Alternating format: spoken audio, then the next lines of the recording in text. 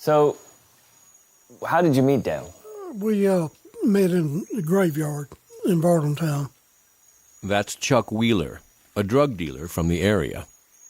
Why were you in a graveyard? That's where Dale wanted to meet. He was selling. He was selling in the graveyard. That was his office. What time of day? It was dark, about 8 o'clock at night. What did you think about that? I brought somebody with me. Dale didn't know it. Chuck brought a friend with a gun that night. Just keeping an eye on you. Keep an eye on Dale. Yeah, both of us. Because it's a little odd for somebody to say, I want to meet you after dark in a graveyard to sell you cocaine. That's what I thought. I was being precautionary. I pull up and Dale hands me a kilo. Well, I didn't put an order in for a kilo. That's a lot of cocaine. Yeah, it is. Did you view him as the kingpin? Oh, yeah. He's always been the king. He's always been crazy. He collected weird stuff. What do you mean? Well, he's a toilet man. You heard it right. Toilet man. I mean, you got to have a habit besides cocaine.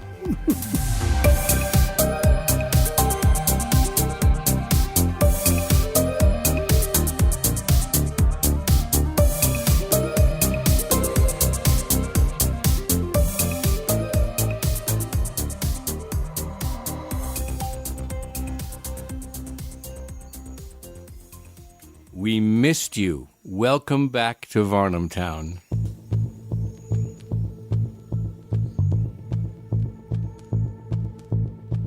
I love it that the realm of habits in Varnamtown is so small. You've got cocaine and toilets. Yeah. He's like, you got to have a habit besides cocaine. I mean, to me, there's a very long list ahead of collecting toilets. Such as? Such as, like, getting off cocaine. Yeah, that would be a really good idea. Yeah. Often in movies, right, you see them flushing the cocaine down the toilet. If he ever gets caught, he's got 300 toilets to be able to flush cocaine. How do you think your wife would react if you came home today and said, honey, I'm going to start collecting toilets? The marriage wouldn't last very long, I can tell you right there. The thing that really strikes me about Chuck and his relationship with Dale is that Dale set up the cocaine trade, and then Dale ratted everyone out, including Chuck, and Chuck was sentenced to 13 years in prison. Let's hear more from Chuck about what exactly happened. We talked to somebody earlier who said that they couldn't understand how Dale could betray the entire town of Varnamtown, including you, and not have any repercussions. Dale got no time in jail. You got 13 years. Now, how can you be mad at that person for what you did, you know? But I can understand if somebody was, but I never saw anybody that had any hard feelings toward him. How would you explain the community to an outsider to explain why he's not dead? The Varnams have been here a long time. Got their own town, Varnamtown. Chuck is saying that the Varnams have been here so long, they named the town after them. Hey, if you have your own town, you can do what you want, right? Is that how it works? Well, we kept pressing Chuck. It doesn't sound like Dale had to do anything to rehabilitate himself in the eyes of the community because nobody had a problem with him. Well, I think a lot of people in the community appreciated the fact that there was something getting done about the drugs. To me, it's incomprehensible. It's like so weird that the drug kingpin builds up this empire and then turns everyone in but himself, right? Yeah. And it feels like the town thinks that this was the right decision. Like that maybe things had gotten out of hand or... I can't connect the dots. I honestly can't. I can't figure it out. Chuck says, I think a lot of people in the community appreciated the fact that there was something getting done about the drugs, but something getting done about the drugs by the drug dealer. Yes. The question is whether the decision that Dale made to stop the drug juggernaut, did it actually work? If he hadn't done what he did, this thing would have kept going. I mean, one drops out, there's 2 or 3 more taken up, and they're dealing too. But you think that it tamped the drug dealing down? Oh, yeah, it sure did. Yeah.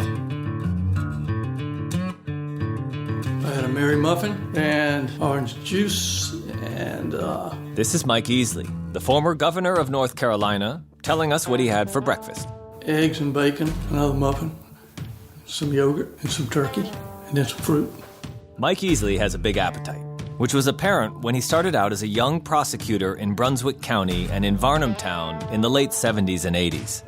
Initially, Easley tackled local smuggling. Every now and then, someone would get caught bringing liquor into a dry county. But Easley quickly realized that juries weren't too keen to convict. Yeah, they were bootlegging cases, and the people all over the county were mad as the dickens about that because they couldn't buy beer. If you could get your hands on store-bought liquor and sell it out in the county, you made pretty good money. So what I didn't know was no juror had ever convicted anybody under that statute, and that's why they didn't want to try them. So I tried them and kept losing them. I couldn't figure it out. Finally, the bailiff came over to me. He says, nobody has ever convicted anybody on this, and so nobody tries them. I said, oh, okay. In an early case, the police arrested a man smuggling alcohol. The guy had a couple of hundred cases of beer stashed in his living room, and they busted him, and he said he was going to have a fish fry, and the jury turned him loose. And I thought, what's the matter with these people?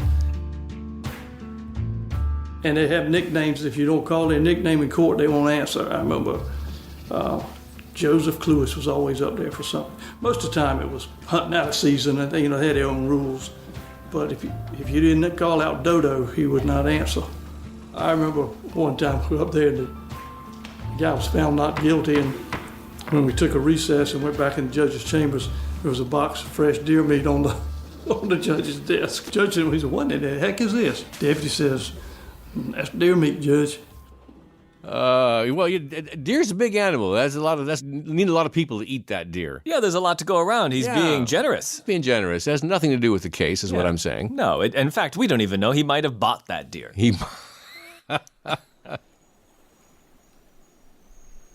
When Mike Easley arrived in Brunswick County in 1976, he was a newly minted lawyer. While some of his fellow law graduates went into private practice in the cities, Easley arrived in Brunswick County on the coast, and it was like entering a time machine. Here's how he describes it. It was a very rural setting and a lot of shrimpers. There was no real class structure as much as it was, if you were nice to people, you had friends. If you weren't, you didn't have friends. I needed a place to stay, and I found a house on the beach. It had no heat or air, and the sheetrock was torn out, and the lady said I could stay there for free as long as I could put the sheetrock back. It was a fun place to be, especially young and out of school. And it was fun, but Easley didn't really know what he was doing. And back then, we didn't have time to prepare. We didn't know anything about the cases until you got there. And you don't know anything about these cases unless you read something about a paper. And I had some difficulty in, standing up and talking in class or anything. I was not. I mean, I could cut up around, a few friends, but talking to a group, I couldn't talk to a group. This is interesting. The future governor of North Carolina couldn't talk to a group? Yeah, that's unusual. I mean, he's come a long way, I guess, is what you could say. Initially, Easley was handling smuggling cases that didn't seem that important. Like the guy with the beer. Depends on how much you like beer, though. But then something shifted. North Carolina was becoming a transshipment state. It was that barren coastline right there at Brunswick County.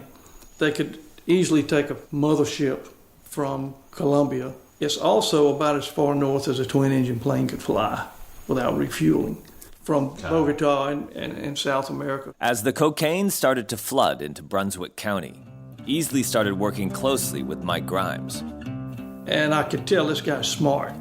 He's really an intelligent guy. And I always could pick him out because I don't know if you've seen him, he looked like a small Kenny Rogers. He taught me how to deal with these drug cases. And if you're looking at one, you don't just look at, okay, what kind of case do we have? This is a good case. Should we, can we take this to trial now? Would we need more evidence? You do that. But then where does this fit in the greater scheme of things? Does this take me to Florida? Does this take me to Colombia? Does it take me to Texas? After the REO Speedwagon incident, Easley and Grimes realized that the problem was bigger than they thought. It looked like local law enforcement was in on the smuggling, including Sheriff Herman Strong. This created a problem for Mike Easley because he was running for election with Sheriff Strong.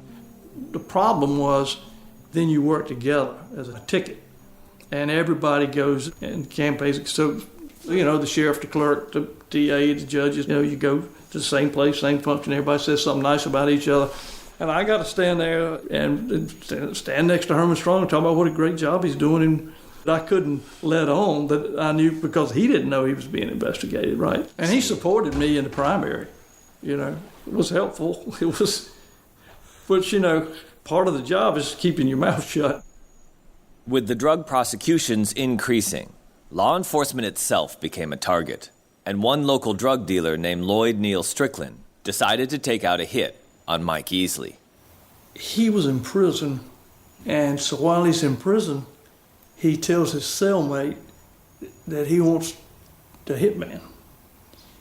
So his cellmate leaked that to us, and so we sent him a hitman, Ray Freeman, who was SBA agent, and he was wired, and he had told his mother to give $35,000. This guy, Lloyd Strickland, asks his mom to cough up $35,000 to kill Mike Easley, the prosecutor and future governor of the state of North Carolina. That's kind of a strange ask of your mother. Well, depends kind of who your mother is. I mean, if it's...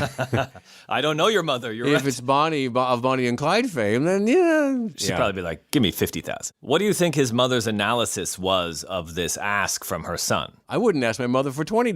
That is the thing. It was like, she would like, what for? You know what I mean? Like, then you got to come up with a reason. Yeah, an accounting. Yeah. She would want an accounting. Oh, yeah. You'd be like, I want it to, so I can kill somebody. Yeah. She'd be like, okay, fine. Have fun killing the governor. Ray Freeman, he said, how you want it done? All this stuff was on tape. He said, mutilate the motherfucker. He blamed Mike Easley for prosecuting him and putting him in prison for being a drug dealer. Okay, yeah. He was very upset about that. Yeah, okay. He was so upset that he asked his mother for help. Yeah. He knew the routes that I took to work, the kind of car I was driving, which window was mine at the office. Popped 20 more years on him after that. And the odd thing is, he got out of prison the same time I left governor's office and lost security, and so I have to kind of keep an eye out for the boy.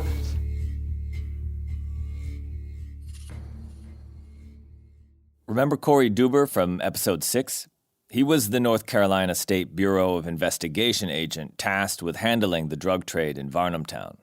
Well, when he started bringing Easley cases based on Dale Varnam's information, Easley was both impressed and concerned. Dale, he took complete advantage of all. He turned on a whole bunch of other guys, but they were not big guys. But don't get me wrong, Corey did good work. He worked his butt off. You get to the point you spend too much time with the same defendant, and it's not the Stockholm syndrome, but it's you start to be dependent on them, and you really feel indebted to them. So they don't do anything wrong, but what happens is they lose perspective. Easley has a lot of doubts about Dale Varnam. The problem I kept having with him is I didn't trust anything he said. That would be problematic. Now, I think he was right about the people he said he worked with, he did something with, but after that, what happened? But he never accepted any responsibility for anything. He was just pointing the finger all around. It made their job easier. It made Corey Duber's job easier, since Dale was naming a lot of names, but Easley was racked by doubts about Dale Varnam. And I just was not comfortable with him.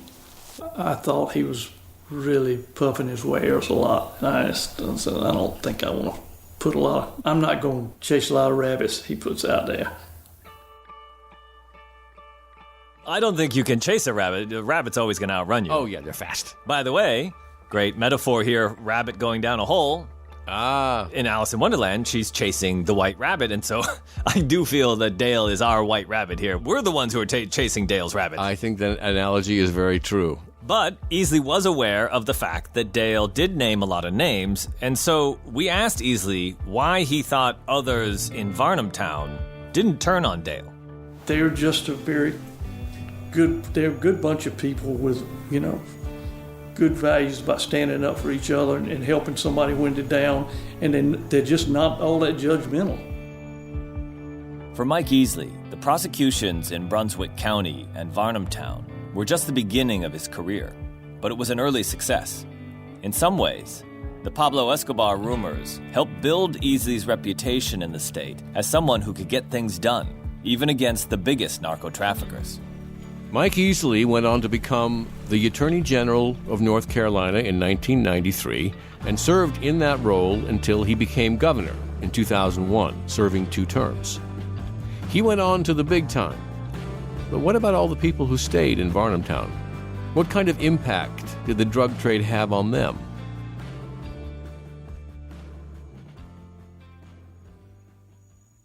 We were just so embarrassed. We were embarrassed. We were ashamed. This is Amanda Varnam, Dale Varnam's daughter. As a young girl, Amanda remembers there being a lot of women and partying going on around her dad, and that was hard to deal with for her and her sister. You know, him and these girls, Angie and all these girls that he would have, they'd live it up. Like, oh, it's great. And we're over there like, you know, don't even want to show our face. Especially as a teenager, when everybody's kind of experimenting with smoking a little bit of pot here and there. And, you know, and they're like, whoa, your dad's like da-da-da-da. Yeah, it's just not as cool as you think it is, you know. I mean, he wasn't just smoking a little bit of pot. He wasn't just, you know, slinging a little bit of pot. The situation for Amanda went from difficult to really bad when her dad started cooperating with law enforcement. The whole betrayal, him turning on his friends, I'm not good with that. And there were a lot of people hurt during that, a lot of people. And he turned on a lot of people. I still, in my heart, feel like, God, he did a lot of people wrong. And he really was up there in the drug chain. Kids in school started coming up to Amanda to confront her about her dad's actions. Them saying things, oh, he narked on my uncle, and I denied it and denied it and denied it because I didn't think it was true. And then I remember my Aunt Connie saying that his life was at risk and he had no choice but to tell him the ones that he did. But to me, if you're going to be at the top of the game, you don't need to bring others down with you. He should have handled it like a man instead of stepping on other people, and that's just my opinion. I remember thinking that I didn't even want my last name to be Varnam anymore at one point in time. I was like, all my friends knew about it. After Dale betrayed the town, Amanda thought the drug problem was solved. And in my head, I thought that was the end. They just got every one of them. They'd gotten everybody in my head. So I was like, well, my God. And as a child, I'm like, well, they've just cleaned all the drugs out of the whole world. Amanda seems to be angrier about Dale's betrayal than the rest of the town. And she can't understand why so many people have forgiven her dad.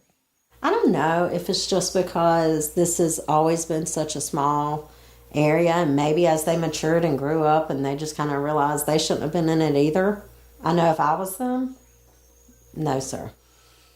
That would not be forgiven. But they did put themselves in that situation. How they don't hold resentment towards them, I'm not sure the answer to that.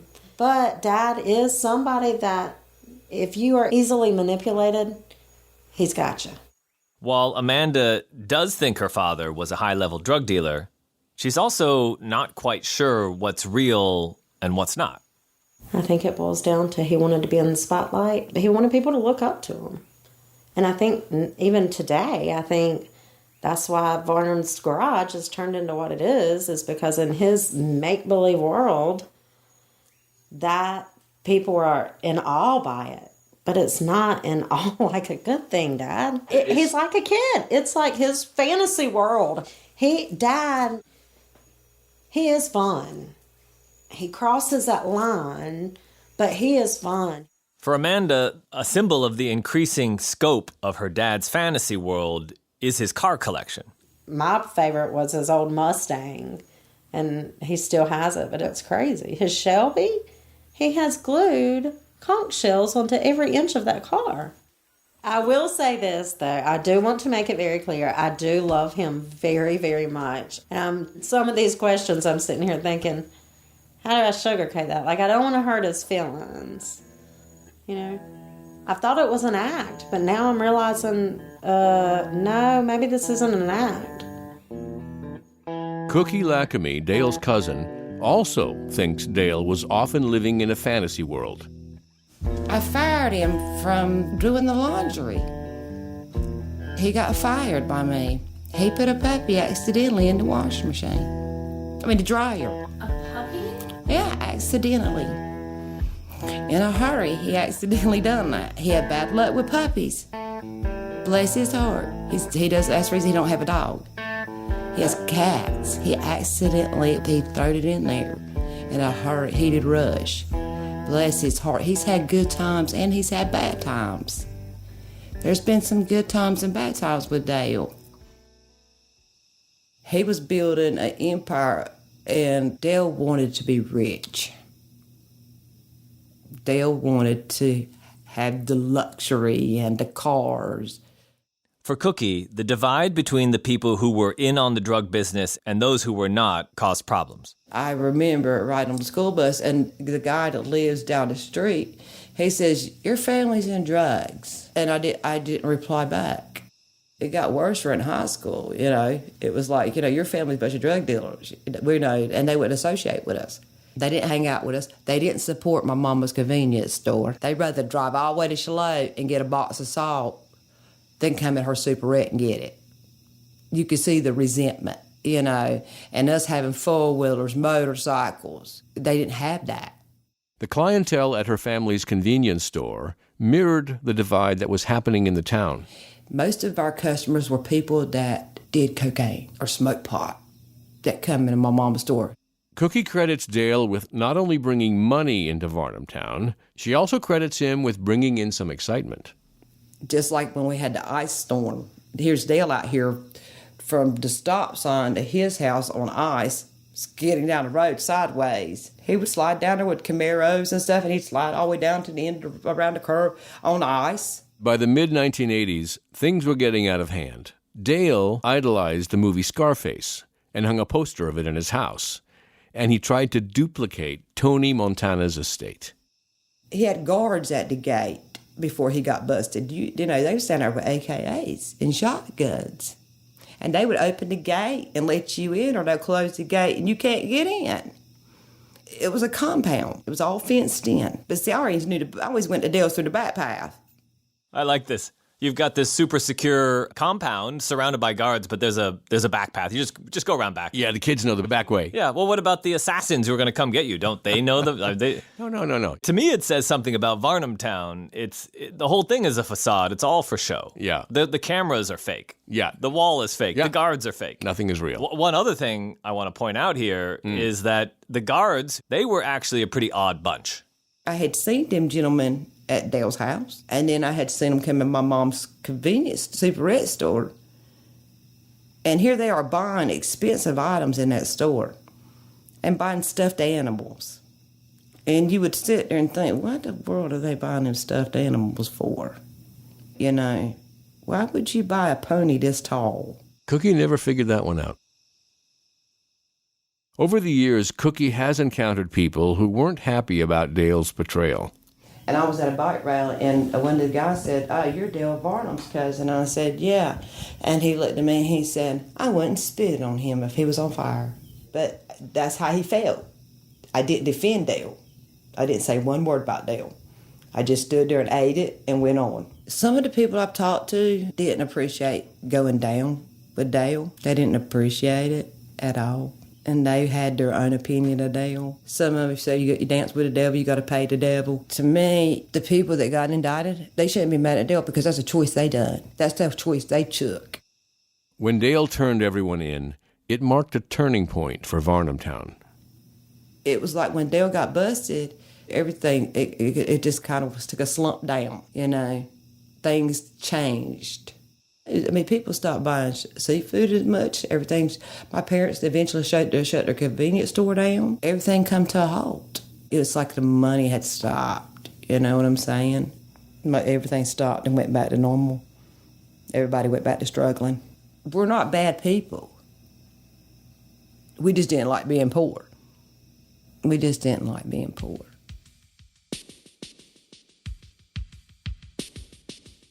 This show is sponsored by BetterHelp. Kyle, a common misconception about relationships is that they have to be easy to be right. But sometimes... I don't know. Is that a misconception? I think easy is good. I imagine that having done a lot of David Lynch films, you have a lot to process. I feel like I need therapy having watched this. We're going to get you a subscription to BetterHelp. I could use it. Become your own soulmate, Kyle. Maybe you already are your own soulmate. I think I found my soulmate. Yeah, he's Josh Davis. Josh Davis is my soulmate. All right, we've done it. We journeyed in the adventure of Varnamtown. And guess what? It's BetterHelp that brought us together. Doing this ad. Yeah, exactly. We found each other by doing this ad. There's some truth to that. Visit betterhelp.com/town to find your soulmate to get 10% off your first month. That's BetterHelp, HELP.com/town.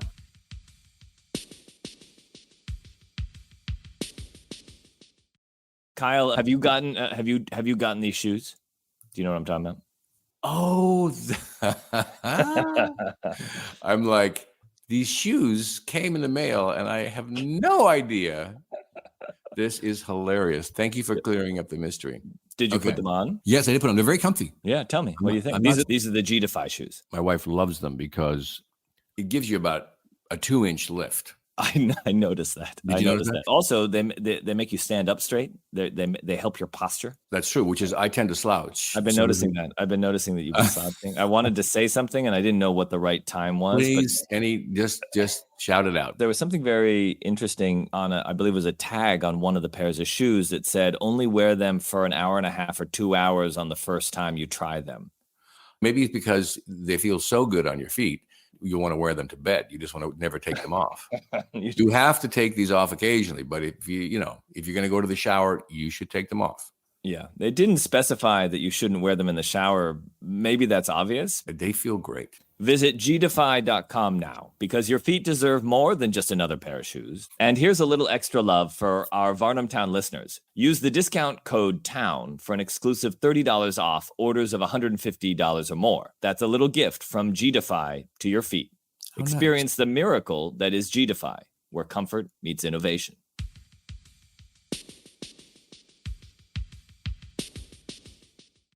So this thing is interesting. I don't know if you played this game yet, Kyle. It's called June's Journey. I've actually been playing it. It's this game where you're playing the role of this woman, June Parker.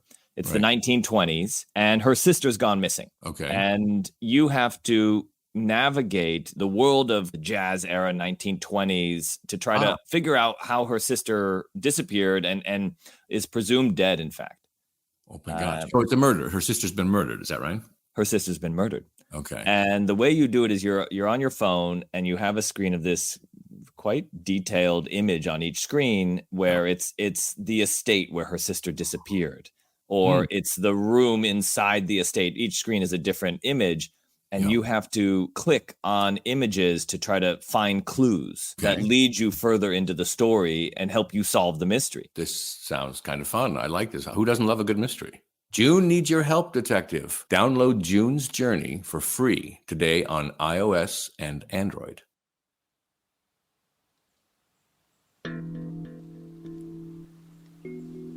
Cookie wasn't the only one who noticed the positive effects. Kevin Holden, the local cop, could see it too. I hate to say it, it was illegal, but it was good for the economy here because there wasn't anything else. The positive impact was the economy was moving because there was a lot of money. A lot of money to be spent. Of course, there was a lot of negative too, that goes along with that. They lived a good life for 10 or 15 years and then boom, right back down again, It lasted that long. That's a pretty good run. Yeah. Well, when you put it all together with the pot and the cocaine and you're talking mid-70s to mid-80s easy, It wasn't bad here because we were in the importation, but we didn't see the end result where it ended up at, the drug wars, because it ended up on the street in New York or Chicago or wherever, Holden did see some odd manifestations of the drug money. One of the traffickers had a bedspread. It was $100 bills sewn together. The bedspread was? Yeah. It'll keep you warm. Would it keep you warm? I don't know.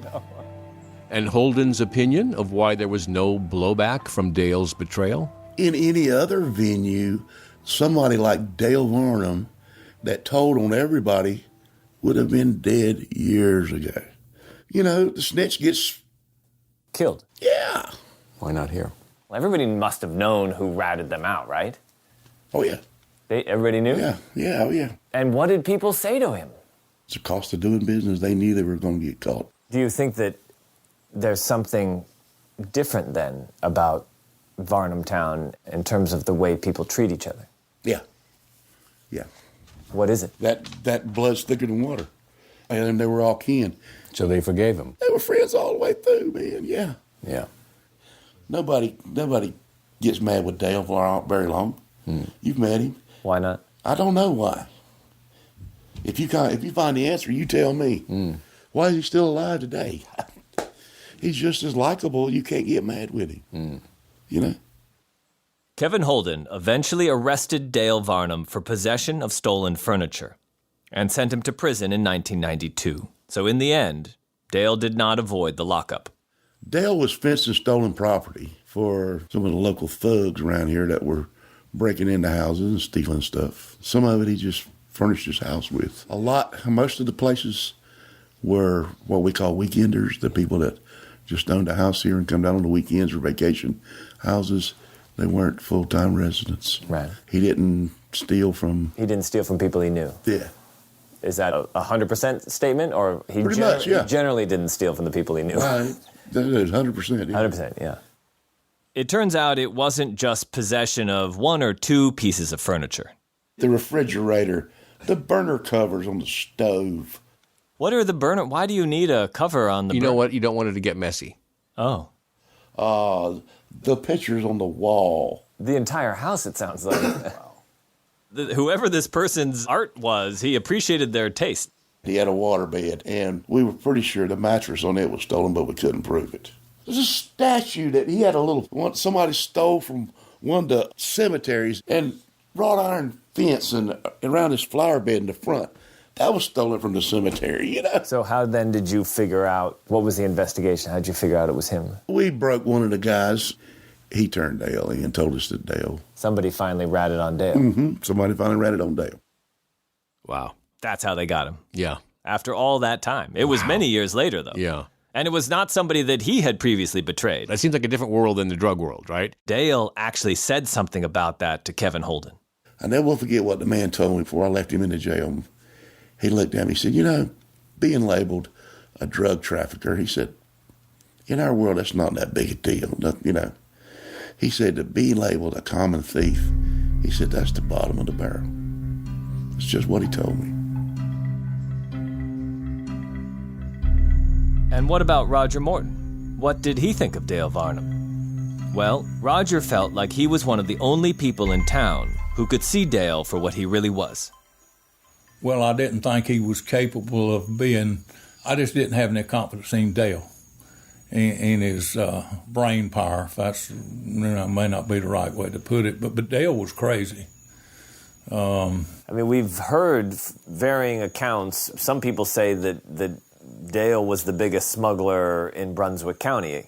Oh, that's bullshit. That's total bullshit. You think he was not a kingpin? Absolutely not. What was he? Well, I don't think he had sense enough to be. Have you talked to Dale? I have. I'm not saying that derogatory. Well, I like Dale fine. And Dale would do anything he could to help you, I believe that. But Dale didn't have sense enough to run an operation like that. You don't think he was the mastermind? Absolutely not. DEA agent Mike Grimes puts a finer point on it. Look, I don't dislike Dale Varnam. How could you dislike him? He's like a clown.